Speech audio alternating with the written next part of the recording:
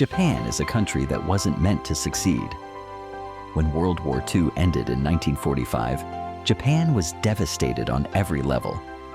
Its major cities flattened, industries destroyed, millions displaced, and its economy barely functioning. Not only did the country lose the war, it lost the very foundation that had fueled its previous growth. The empire dissolved, its colonies disappeared, and with them went access to vital resources that Japan never had within its own borders. Almost no oil, almost no minerals, very little farmland, and a population trying to rebuild a nation from ashes. Most economists expected Japan to become a permanently impoverished country. But within one generation, it transformed into one of the most advanced, wealthy, and influential nations in the world. How does a nation rise from near total destruction to global dominance? This is the story of how Japan rebuilt, reinvented, and survived when everything said it shouldn't. World War II left Japan and made a state few modern countries have experienced. About 40% of its urban areas were destroyed by bombing.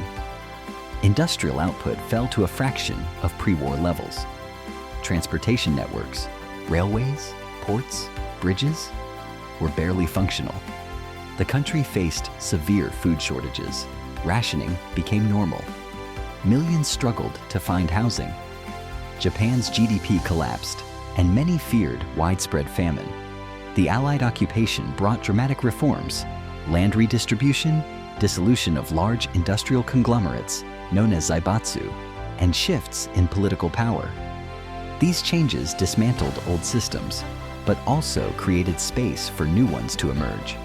Japan had no choice but to start over. And that clean slate turned into an advantage, because rebuilding from zero allowed Japan to rethink its entire economic model. Japan's rise did not begin with factories. It began with philosophy. The principle of Kaizen, or continuous improvement, became a national mindset. Instead of focusing on massive output, Japanese companies focused on eliminating waste, improving quality, and optimizing processes. This was the beginning of lean manufacturing, and Japan became the most efficient producer in the world. Toyota pioneered the Toyota production system, a method built on precision, teamwork, just-in-time inventory, and zero defects. It became the backbone of global manufacturing for decades. Sony revolutionized consumer electronics, bringing radios, televisions, and later the Walkman to millions worldwide. Honda proved that Japanese engineering could outperform established Western brands in reliability and fuel efficiency. Nintendo blended creativity with technology, eventually reshaping global entertainment culture. Japan didn't compete by being cheap. It competed by being better. The government invested heavily in education, research, infrastructure, and export-driven industries. New highways, bullet trains, and communication systems connected the country at a pace unmatched by most nations. By the late 1950s, Japan was no longer recovering. It was accelerating. Between the 1960s and 1980s, Japan experienced one of the fastest sustained economic booms in history. Growth averaged over 10% per year in the 1960s, and even during slower periods, Japan became an economic powerhouse. Its automobiles, electronics, robotics, and precision machinery dominated global markets. Japanese corporations overtook many American and European giants. By the 1980s, Japan had become the world's second largest economy. Tokyo's real estate soared so high that, at one point, the land beneath the imperial palace was valued higher than all of California. The country became a symbol of efficiency, innovation, and discipline. But the same rapid expansion created a massive bubble, a mix of speculation, easy credit, and skyrocketing asset prices. When the bubble burst in the early 1990s, Japan faced a new test. Growth slowed, deflation spread, banks collapsed under bad loans, This era became known as the lost decades. But even during stagnation, Japan remained stable. No mass unemployment, no social collapse, no political chaos. The systems Japan had built held firm, even while the economy struggled. Today, Japan faces a crisis unlike anything in its history. A rapidly aging population and a shrinking workforce. More than 29% of Japan's population is over 65, the highest rate in the world. Rural towns are emptying. Birth rates remain extremely low. Labor shortages challenge industries nationwide. But Japan compensates through innovation and adaptation. Automation fills roles humans no longer can. Japan leads the world in robotics.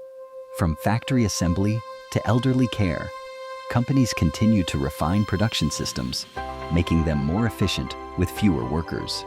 Social stability, safety, and reliable institutions allow Japan to function smoothly even while facing demographic decline. The country remains a global leader in automotive engineering, advanced materials, optics, electronics, and precision manufacturing. Japan's resilience today is different from its resilience after the war. It is quieter, more strategic, and built on decades of disciplined planning. Japan has faced multiple moments where collapse seemed inevitable. After World War II, during the lost decades, and with today's demographic crisis. But Japan survives for one fundamental reason. Its systems are designed to endure. Japanese society values stability, competence, and responsibility.